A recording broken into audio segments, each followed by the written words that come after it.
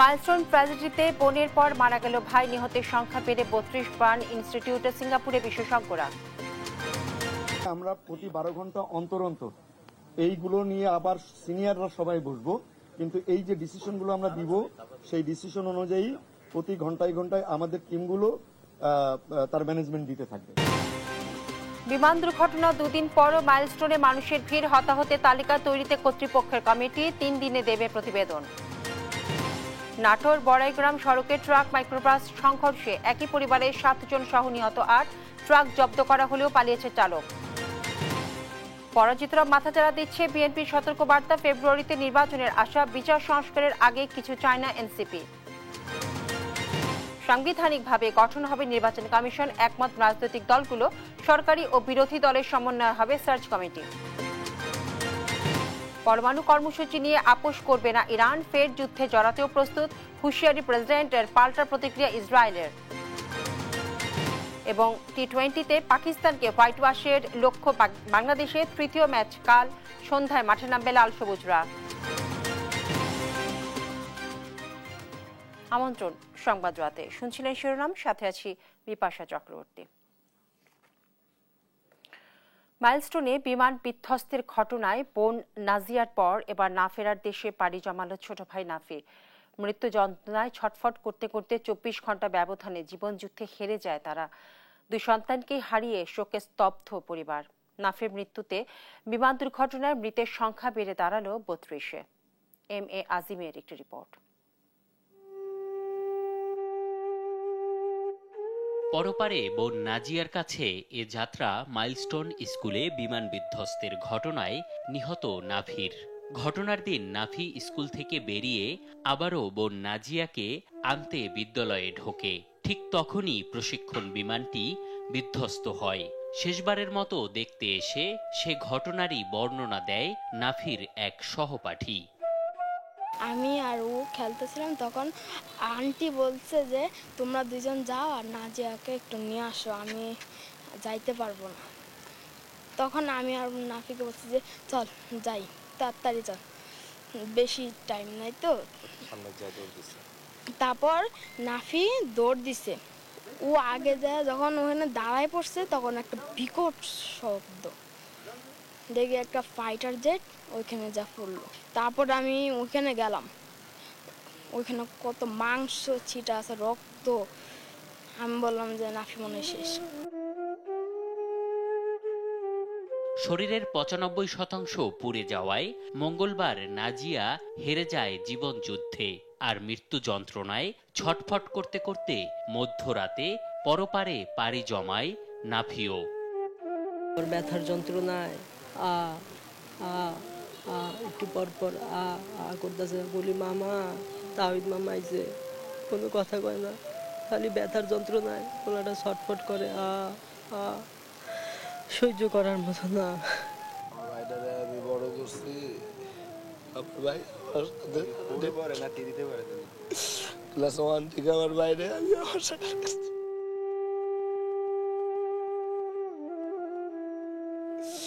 আমার বাইরে আমি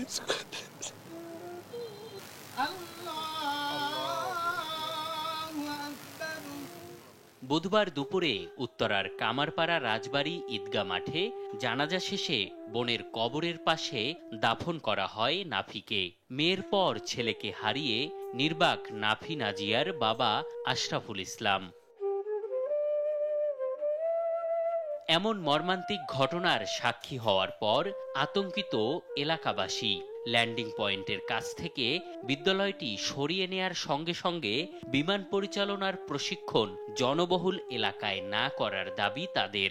বস্তিপূর্ণ এলাকায়, এরকম ঝুঁকিপূর্ণ এলাকায় এই বিমানের ট্রেনিং এরিয়াটা রাখাই ঠিক না, এবং যে কারণে আজকে এই ছোট ছোট কোমলমতি শিশুদের জীবন বিসর্জন দিতে হয়েছে। মাইলস্টোনের কয়েকটা ক্যাম্পাস আছে 8 তলা 10 তলা, এগুলো বেসিক্যালি ফ্লাইং জোনের নিচে, তো এগুলো তো রাজুক থেকে আসলে এপ্রুভ হওয়ার কথা না। MA আজিম, দেশ টিভি, ঢাকা। জাতীয় বার্ন ও প্লাস্টিক সার্জারি ইনস্টিটিউটে ভর্তি বিমান দুর্ঘটনায় দগ্ধদের চিকিৎসা সেবা দিচ্ছে সিঙ্গাপুর জেনারেল হাসপাতালের বিশেষজ্ঞ দল। বুধবার সকালে আহতদের অবস্থা পর্যবেক্ষণ এবং চিকিৎসকদের সঙ্গে বৈঠক করেন তারা। রাতে এসে পৌঁছেছে ভারতীয় চিকিৎসক দলও। মোট ৪৪ রোগীর মধ্যে ৮ জন ক্রিটিক্যাল, ১৩ জন সিভিয়ার এবং ২৩ জনকে ইন্টারমিডিয়েট ক্যাটাগরিতে চিকিৎসা দেওয়া হচ্ছে। আরও জানাচ্ছেন আলী আকাশ আকাশ। মাইলস্টোন স্কুলে যুদ্ধ বিমান বিধ্বস্তের ঘটনায় দগ্ধ ও আহতদের চিকিৎসা চলছে জাতীয় বার্ন ও প্লাস্টিক সার্জারি ইনস্টিটিউট সহ বিভিন্ন হাসপাতালে। এসব রোগীর চিকিৎসায় পরামর্শ দিতে বুধবার জাতীয় বার্ন ইনস্টিটিউটে এসেছেন সিঙ্গাপুরের বিশেষজ্ঞ দল। শুরুতেই হাসপাতালের চিকিৎসকদের সঙ্গে বৈঠক করে সিঙ্গাপুর জেনারেল হাসপাতালের সিনিয়র কনসালটেন্ট চং সি জেকের নেতৃত্বে থাকা দলটি। বৈঠকে কাজের সমন্বয় ও বিভিন্ন ডিসিপ্লিনের শিক্ষকদের আলোচনা হয়েছে বলে জানান বার্ন ইনস্টিটিউটের পরিচালক অধ্যাপক নাসির উদ্দিন। চিকিৎসাধীন ৪৪ রোগীকে নতুন ৩টি ক্যাটাগরিতে ভাগ করা হয়েছে। ক্রিটিক্যাল পেশেন্ট আছে এই মুহূর্তে ৮ জন, আর সিভিয়ার ক্যাটাগরিতে আমাদের পেশেন্ট আছে ১৩ জন, আর বাকি পেশেন্টগুলো আছে আরো 23, সেটা হচ্ছে ইন্টারমিডিয়েট ক্যাটাগরিতে। অর্থাৎ মোট ৪৪ জন রোগী এই মুহূর্তে আমাদের ন্যাশনাল বার্ন ইনস্টিটিউটে আছে। দগ্ধদের অবস্থা বিশেষজ্ঞরা পর্যবেক্ষণ করেছে জানিয়ে তিনি বলেন, প্রতি ১২ ঘন্টা পর পর চিকিৎসকদের বোর্ডের সঙ্গে আলোচনা হবে। আমরা প্রতি ১২ ঘন্টা অন্তর অন্তর এইগুলো নিয়ে আবার সিনিয়ররা সবাই বসবো, কিন্তু এই যে ডিসিশনগুলো আমরা দিব সেই ডিসিশন অনুযায়ী প্রতি ঘন্টায় ঘন্টায় আমাদের টিমগুলো তার ম্যানেজমেন্ট দিতে থাকবে। এদিকে রোগীদের রক্ত দিতে ঢাকার বাইরে থেকেও ছুটে আসছে অনেকে। হাসপাতালের বুথে নাম লেখাতে দেখা যায় তাদের।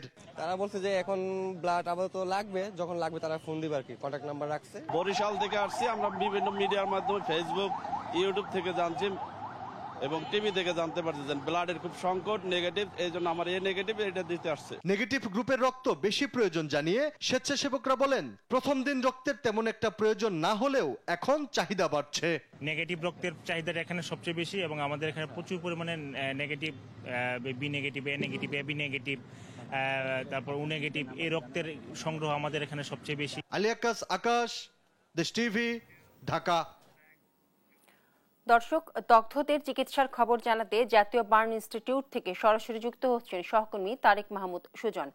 তারেক, দগ্ধ এবং আহতদের অবস্থা এখন কেমন রয়েছে সেটা জানাবেন, এবং সিঙ্গাপুরের বিশেষজ্ঞ চিকিৎসক দল কি কি পরামর্শ দিয়েছেন সেই সাথে আমরা জানতে পেরেছি যে ভারতীয় চিকিৎসক দল এসেছে।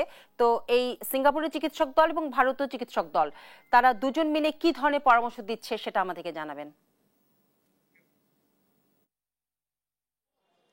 যেমনটি জানেন, সিঙ্গাপুরের চিকিৎসক দলের সঙ্গে কিন্তু সমন্বয় করে আজকে এখানকার পরিচালক যিনি রয়েছেন, একই সঙ্গে বাংলাদেশের বিভিন্ন ডিসিপ্লিনের যে শিক্ষকরা রয়েছেন, বিশেষজ্ঞরা রয়েছেন, তাদের সঙ্গে সমন্বয় করে নতুন করে তাদের চিকিৎসায়, দগ্ধদের চিকিৎসায় কিভাবে উন্নতি করা যায়, তাদের স্বাস্থ্য কিভাবে উন্নতি ঘটানো যায় সেই হিসেবে কিন্তু চিকিৎসা চলছে। এর মধ্যে আজকে আমরা খবর পেলাম সন্ধ্যায় ভারত থেকে ৪ সদস্যের একটি প্রতিনিধি দল বাংলাদেশে এসেছেন। এই ৪ সদস্যের মধ্যে ২ জন রয়েছেন দগ্ধ সম্পর্কিত এবং যে প্লাস্টিক সার্জন বিশেষজ্ঞ, আর ২ জন নার্স, এবং তারা কিন্তু ঢাকায় পৌঁছেছেন এবং আগামীকাল কিন্তু তারা বৃহস্পতিবার তারা হাসপাতালগুলোতে সে আহতদের দেখতে আসবেন। একই সঙ্গে আমরা যেমনটি জানতে পেরেছি আজকে এই মুহূর্তে কিন্তু যে জাতীয় বার্ন ইনস্টিটিউটে ৪৫ জন আহত চিকিৎসাধীন রয়েছেন, এবং একই সঙ্গে সর্বশেষ যে আপডেট, আজকে সম্মিলিত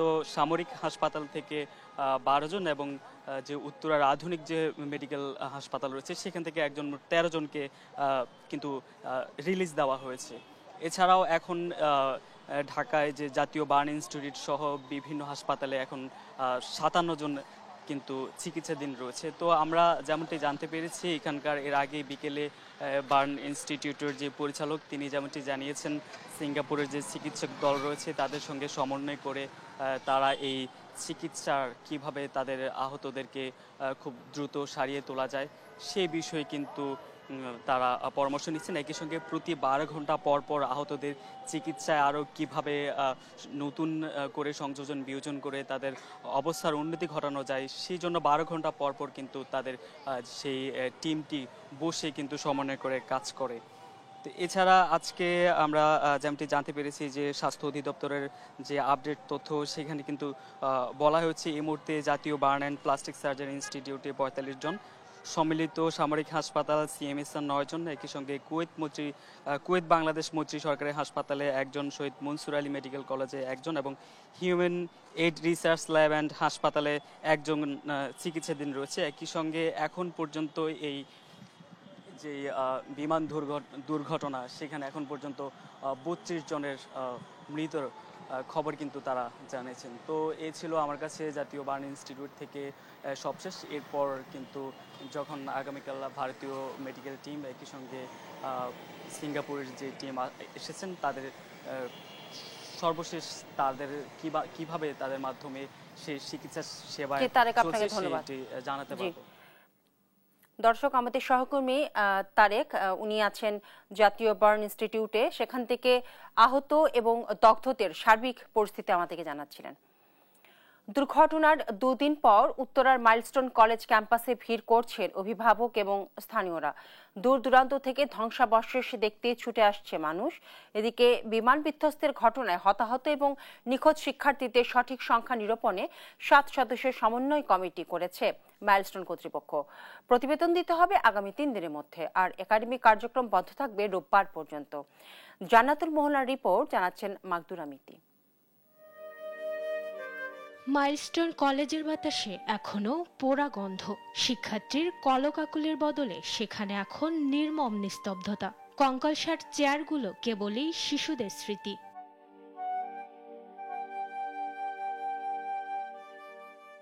বিমান বিধ্বস্তের পর থেকে বন্ধ স্কুল। তৃতীয় দিনে ছিল না আইন শৃঙ্খলা বাহিনীর তৎপরতা। কাউকে ভেতরে প্রবেশ করতেও দিচ্ছেন না নিরাপত্তা কর্মীরা।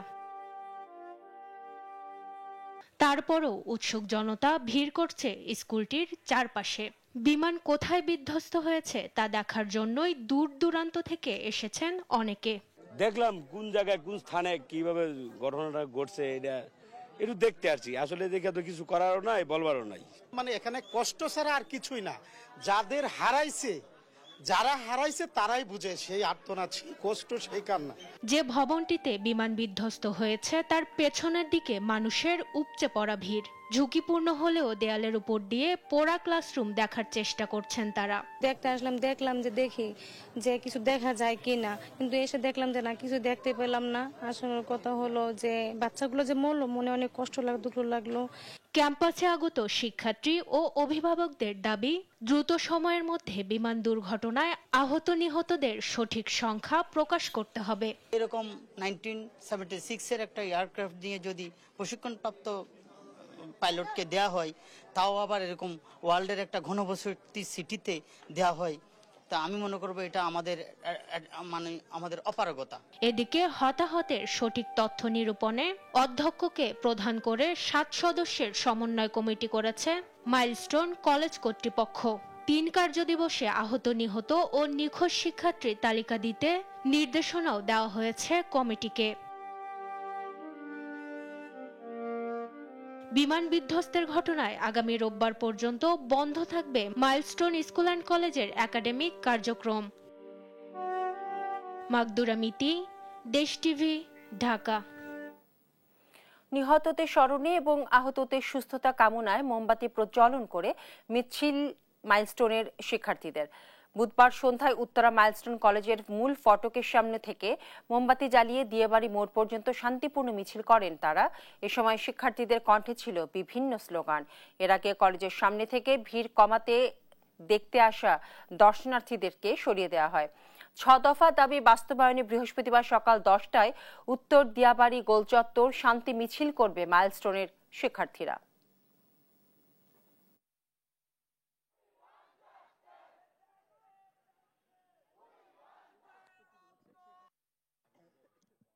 আমরা এখন যে বাপ-মারা তাদের সন্তানের লাশ খুঁজে পাচ্ছে না, তাদের জন্য আমাদের এই আক্ষেপ।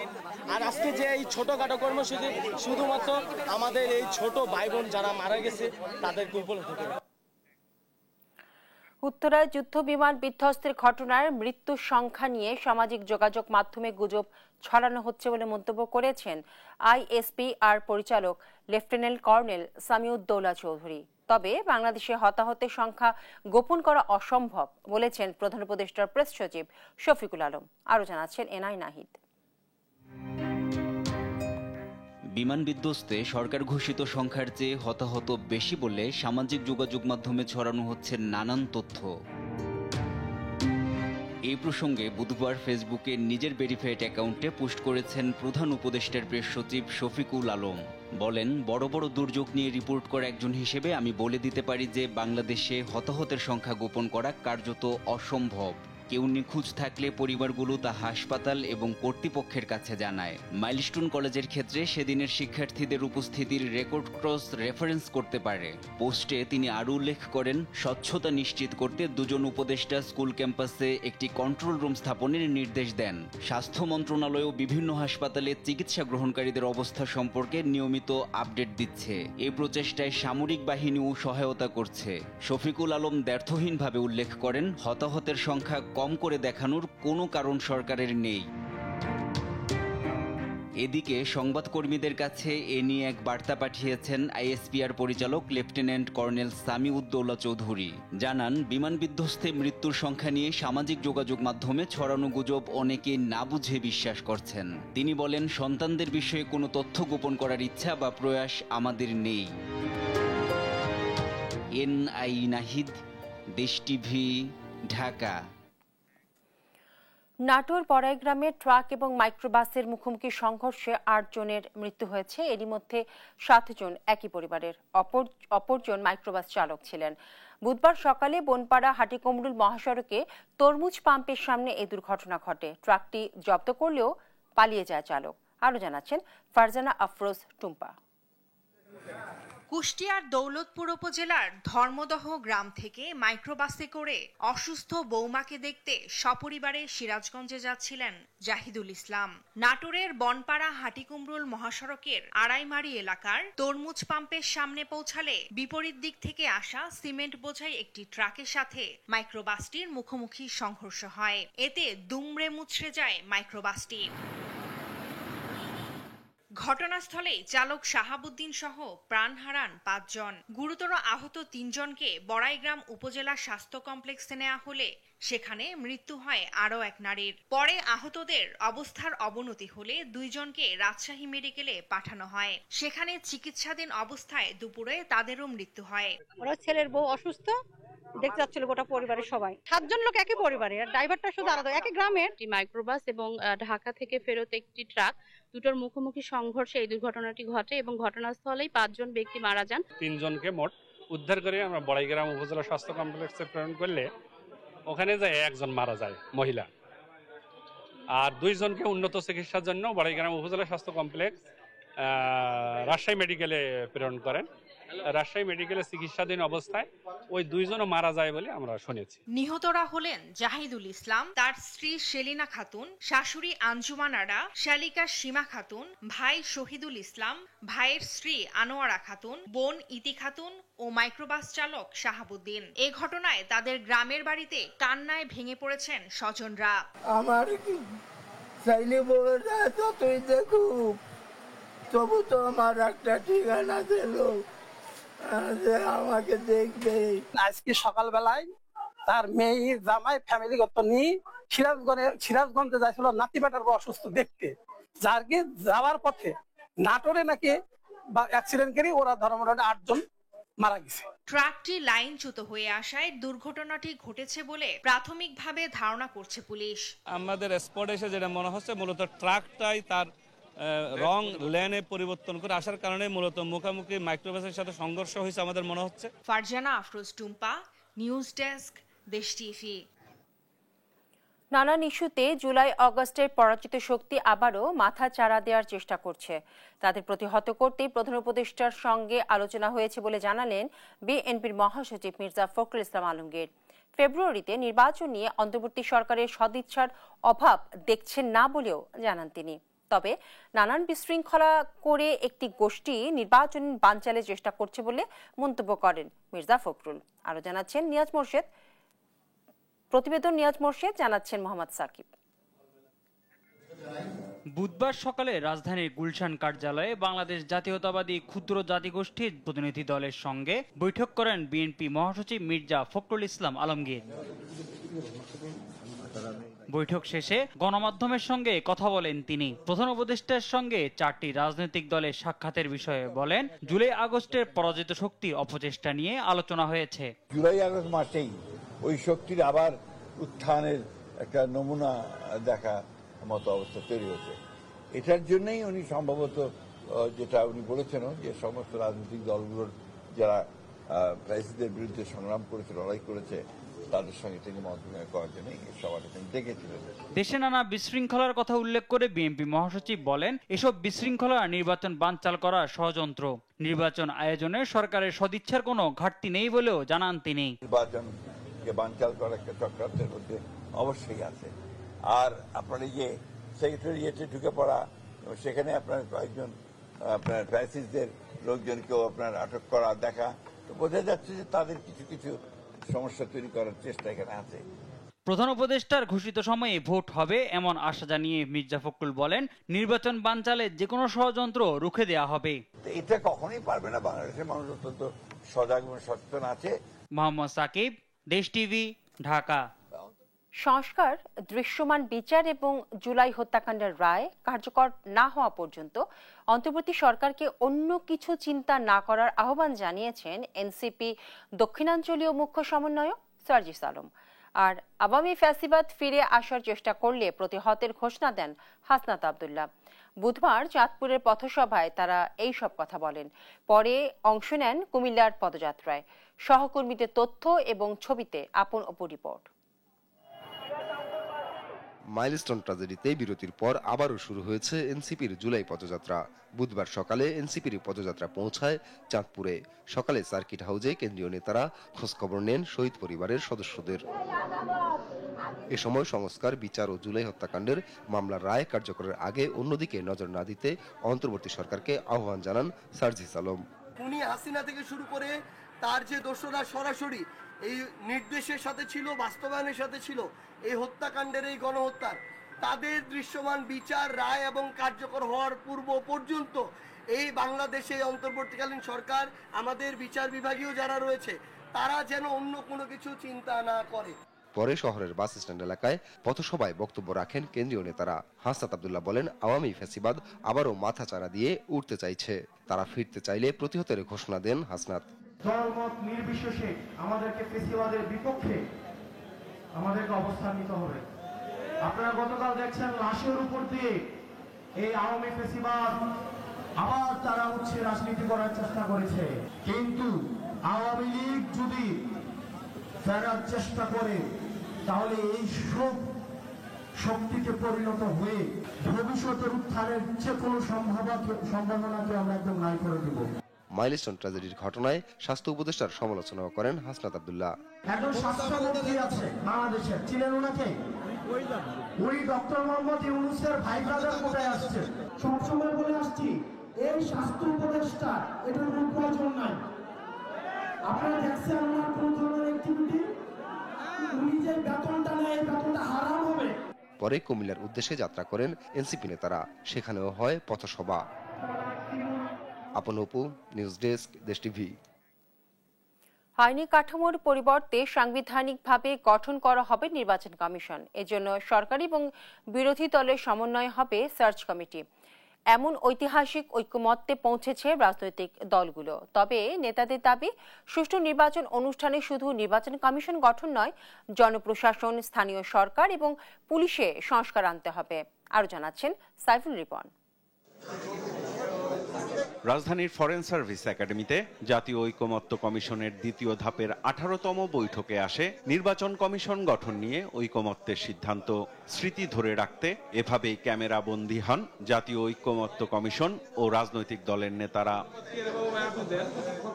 আইনি কাঠামোর পরিবর্তে নির্বাচন কমিশনের বিষয়টি সাংবিধানিক কাঠামোতে নিতে দলীয় অবস্থান থেকে ছাড় দেয়ায় রাজনৈতিক দলগুলোকে ধন্যবাদ জানান কমিশনের সহসভাপতি অধ্যাপক আলী রিয়াজ। জাতীয় সংসদের স্পিকার যিনি বাছাই সিলেকশন কমিটির প্রধান হইবেন, ডেপুটি স্পিকার যিনি বিরোধী দল থেকে নির্বাচিত হইবেন, প্রধানমন্ত্রী, বিরোধী দলীয় নেতা এবং প্রধান বিচারপতির প্রতিনিধি হিসেবে আপিল বিভাগের একজন বিচারপতির সমন্বয়ে একটি বাছাই বা সিলেকশন কমিটির নিজস্ব উদ্যোগে উপযুক্ত প্রার্থীর অনুসন্ধান কার্যক্রম পরিচালনা করিবেন। নির্বাচন কমিশন গঠন নিয়ে কথা বলেন রাজনৈতিক দলের নেতারা। অনেক আলোচনা হয়েছিল এগুলো যে অল্টারনেটিভ, তাহলে অল্টারনেটিভ যদি আমরা দেই তাহলে এই বডির ডিসিশন নেওয়ার ক্ষেত্রে একটু রিল্যাক্স হয়ে যাবে, যে ঠিক আছে আমরা একমত হইলাম না ওইখানে চলে যাব। We don't like to allow this type of relaxation to that level of people responsible. আগে যেটা ছিল আইন দ্বারা নিয়ন্ত্রিত ছিল এবং তাতে তো অনেক ঝামেলা হয়েছে। এটা প্রধান ইম্পর্টেন্ট ইস্যু হচ্ছে এটা সাংবিধানিক বডি হয়ে যাবে এখন থেকে। আমি এখানে আরেকটা প্রস্তাব করেছি, 118 অনুচ্ছেদের উপ অনুচ্ছেদ 5-এর পরে একটা আরও সংযুক্তি থাকতে হবে একটা লাইন। সেই লাইনটা হচ্ছে এই ইলেকশন কমিশনার, চিফ ইলেকশন কমিশনারদের জবাবদিহিতা নিশ্চিত করার জন্য সংসদ আইন প্রণয়ন করবে এবং আচরণবিধি প্রণয়ন হবে। কারণ আমরা আগের মতো এই প্রক্রিয়া যেতে চাই না যে কোনো বডিকে এত বেশি স্বাধীন করে দেওয়া হলো, তাদের কোনো অ্যাকাউন্টেবিলিটি থাকবে না, কন্ডাক্ট রুলস থাকবে না, সেটা ঠিক হবে না। নির্বাচন সংশ্লিষ্ট সরকারের অন্যান্য বিভাগে সংস্কার জরুরি বলেও জানান তারা।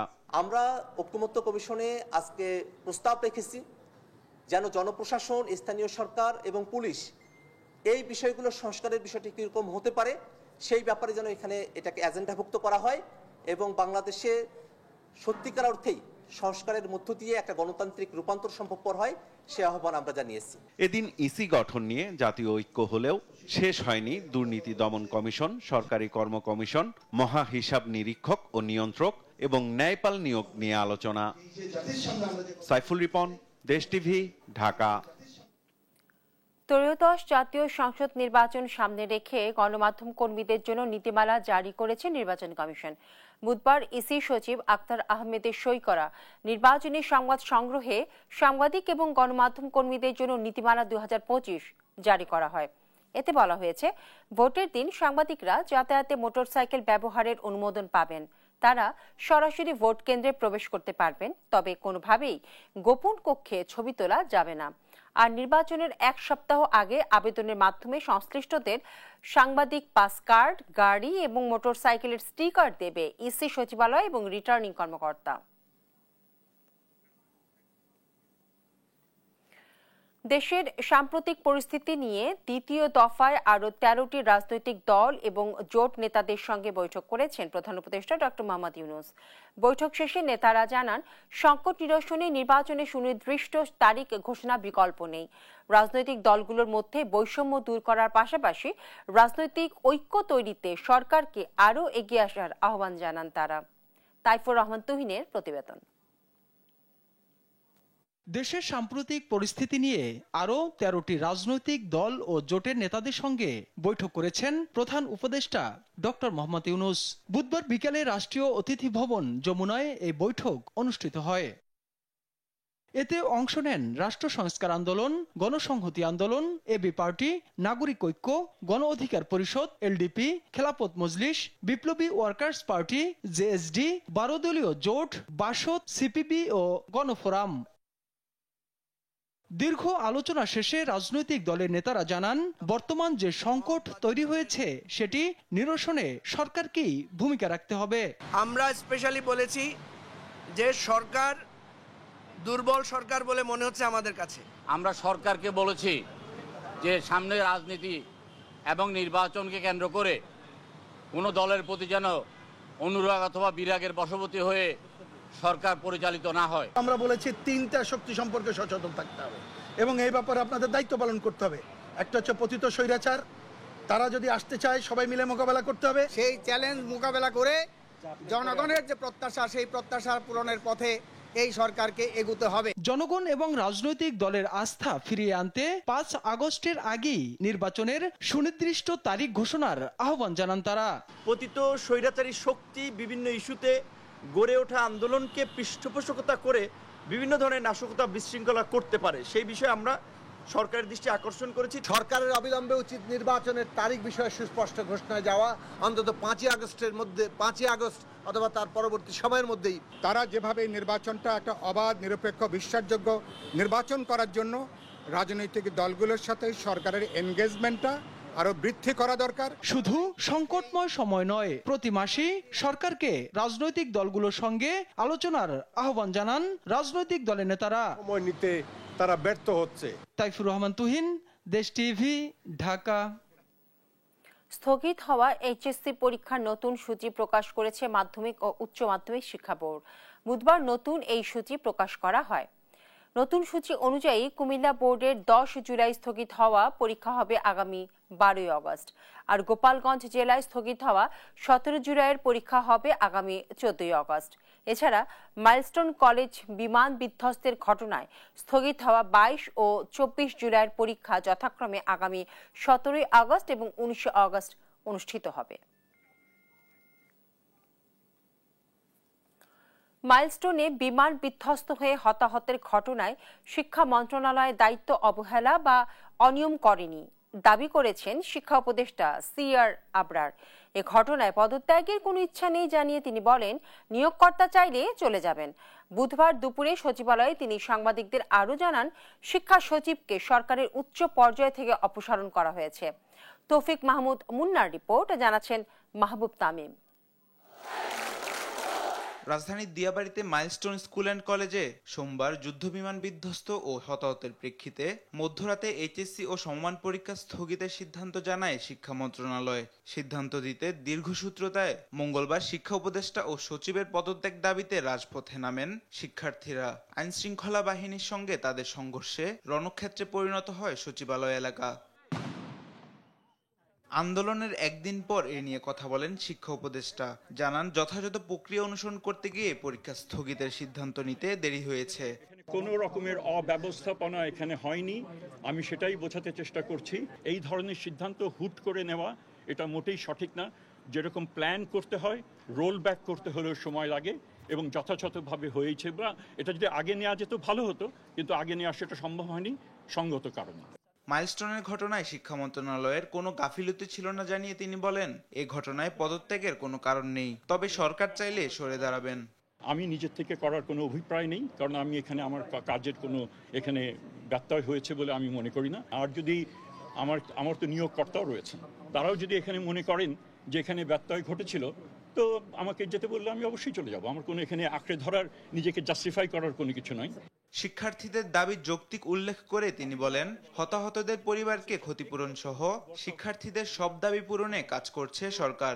আমরা দ্রুততম সময়ের মধ্যে এই বিষয়গুলো আমরা করব। কারণ মাহবুব তামিম, দেশ টিভি, ঢাকা। পাশের স্বৈরাচারের দোসরদের বসিয়ে রেখে সরকার পরিচালনা করা হচ্ছে বলে মন্তব্য করেছেন বিএনপির আন্তর্জাতিক কমিটির সদস্য ইশরাক হোসেন। বুধবার বিকেলে কবি নজরুল কলেজে ছাত্রদল আয়োজিত জুলাই অভ্যুত্থানের শহীদদের স্মরণ এবং তাদের পরিবারের মাঝে আর্থিক সহায়তা প্রদান অনুষ্ঠানে এসব কথা বলেন তিনি। এ সময় তিনি এনসিপি পদযাত্রা নিয়ে সমালোচনা করে বলেন, দলটির কোনো রাজনৈতিক দর্শন বা এজেন্ডা নেই। তিনি এনসিপি নেতাদের বিএনপির নামে বদনাম করা থেকে বিরত থাকার আহ্বান জানান।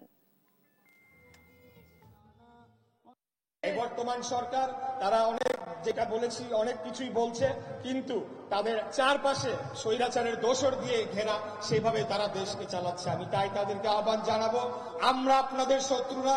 এনসিপি কে বলবো, আমরা আপনাদের শত্রু না।